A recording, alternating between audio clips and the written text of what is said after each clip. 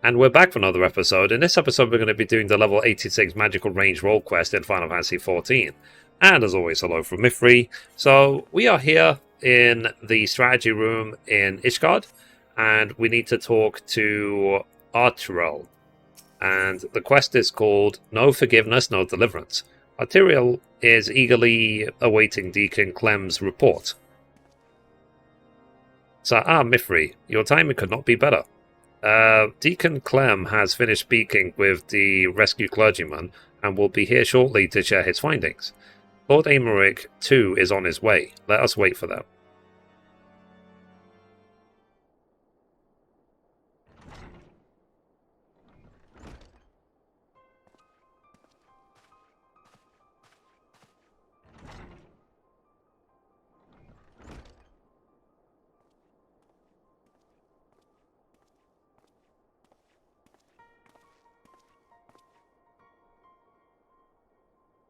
So, Deacon Clem, we thank you for making the inquiries on our behalf. 'Twas no imposition in the least. As I said, I am glad to do all I can. So, 'tis our understanding that those we escorted back were all close acquaintances of the Inquisitor who returned. Like him, they too had been the subject of harassment by certain quarters of the populace. Is this correct? It is, I am afraid. And they are far from alone. Men of cloth were once afforded respect and deference as servants of alone, but now they are openly reviled by many. We were complicit in perpetuating terrible lies, this is true, but we too were misled. We too are victims, yet we are regarded by some as criminals. Well, do I understand the people's anger, but it saddens me to think that they would thus lash out at their fellow man, especially when we need solidarity most of all. Though I can't imagine your plight, I would not presume to fully grasp your pain. Will you tell us of the challenges you and yours have had to face since the war's end?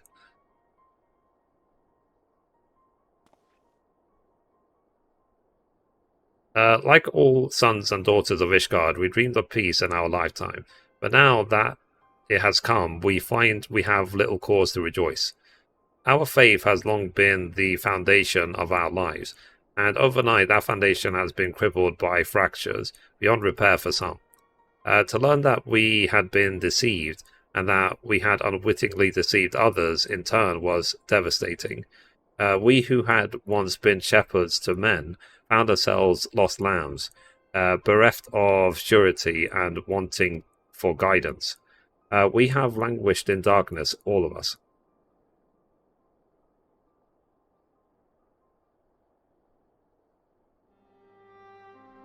Yet I have faith that the church will redeem itself, that it will find a new path, and again become a beacon of hope for the people.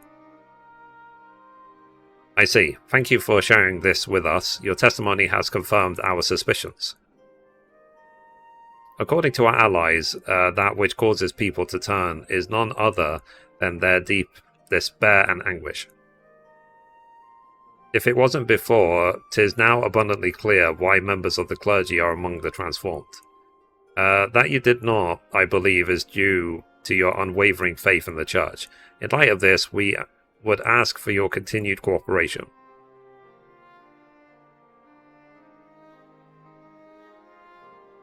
Of course, anything to help my brethren. Now that we have established the cause, that leaves us with the mystery of profane Fafnir's identity.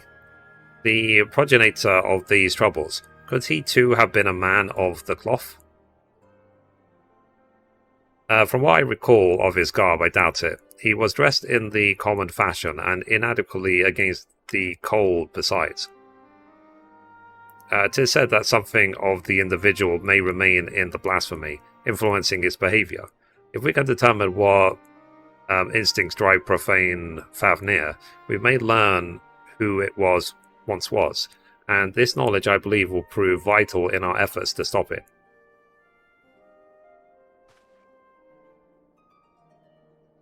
Deacon Clem, we ask that you reach out to your fellow clergymen. Please do what you can to ease their anxieties. Understood. As I have ever done, I shall provide what comfort I can to those who need it. Meanwhile, we must make it a priority to identify the blasphemy. To that end, I would seek out more eyewitnesses. The Hoplon is a busy place at any given time. Some ordinary citizens are bound to have been present at that tragic event unfolded.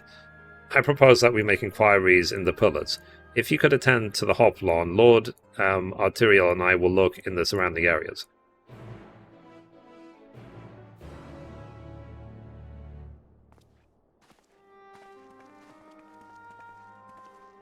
Kill.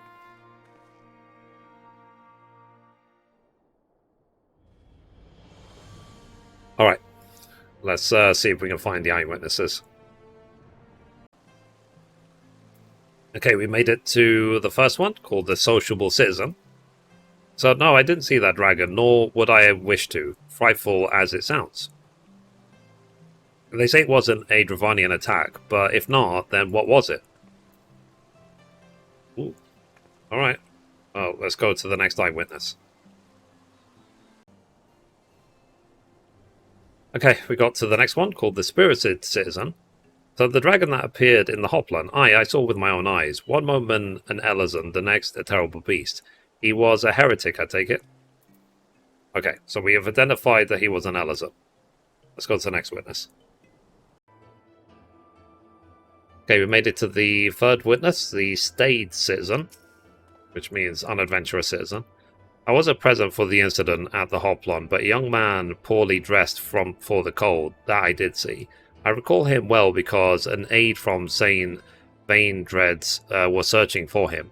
He was a patient at the infirmary, and by coincidence had the same name. What I see. Alright, let's catch up with Amaric. Okay, we caught up with them. Oh, there you are, Mithrie. Did your search yield any fruit? A patient from the Firmament's Infirmary, you say? Among those with whom I spoke, one claims to have witnessed an individual fitting that description. A man walking in a stupor who did not seem to feel the cold. If he had wandered straight out of the infirmary, it would explain his state of attire. Yes, I dare say that we have found our blasphemy, but to think that his name should be Vaindro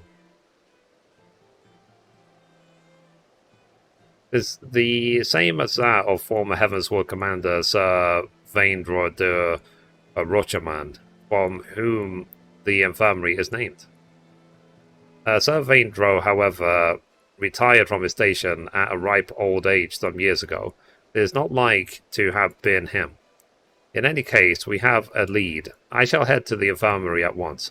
Pray wait for me in the broom.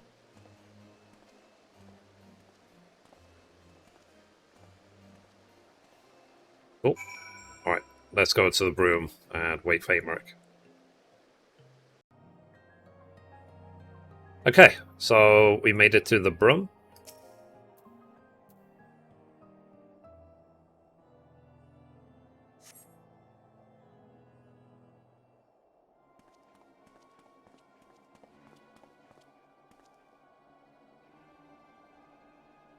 This is Loverick, the aide who was in charge of Vaindro.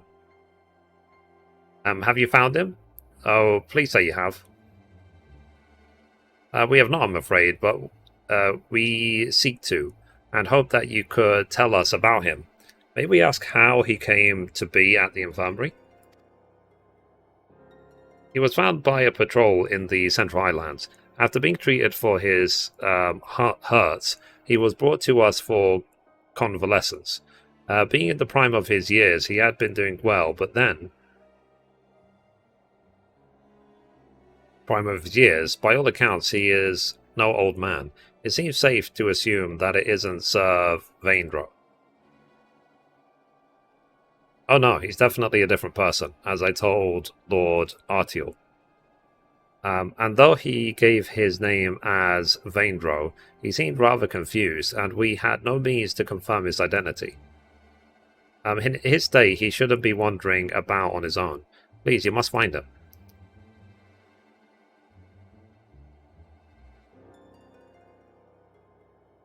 So, the man who recently turned into a beast at the hot plant, we regret to say it may have been Vaindro.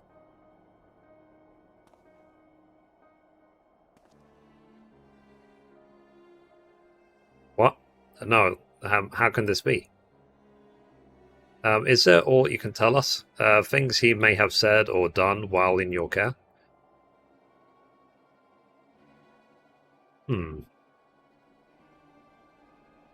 While he was still unconscious, he would often ramble. Though most of it was incoherent, he mentioned the Archbishop many times.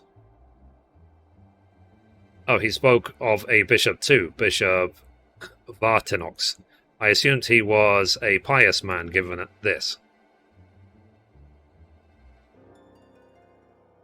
I see. Thank you for your cooperation. We will continue our investigation, and should we confirm what became of Vaindro, inform you forthwith.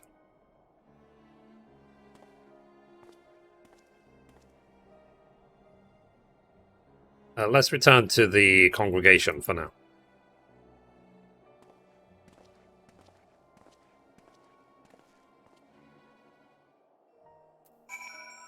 Okay, let's get back to the strategy room.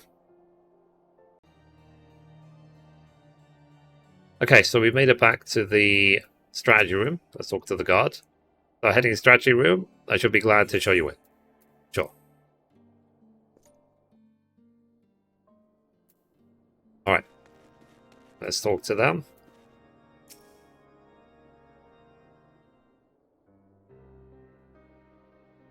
So the mystery remains, but we are one step closer to identifying the man who became Profane Fafnir. Indeed, though he did not at first appear to be a member of the clergy, his words betray a fervent faith. And how curious that he should speak not only of the Archbishop, but Bishop Vortonok specifically.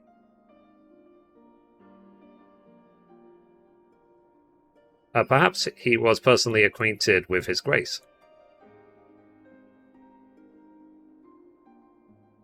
In light of the possibility, I believe that we should speak with him directly. Agreed. I will request an audience, but his grace has many demands upon his time. It may be a while before we are seen. Should you have other business, pray feel free to attend to them in the meantime. Cool.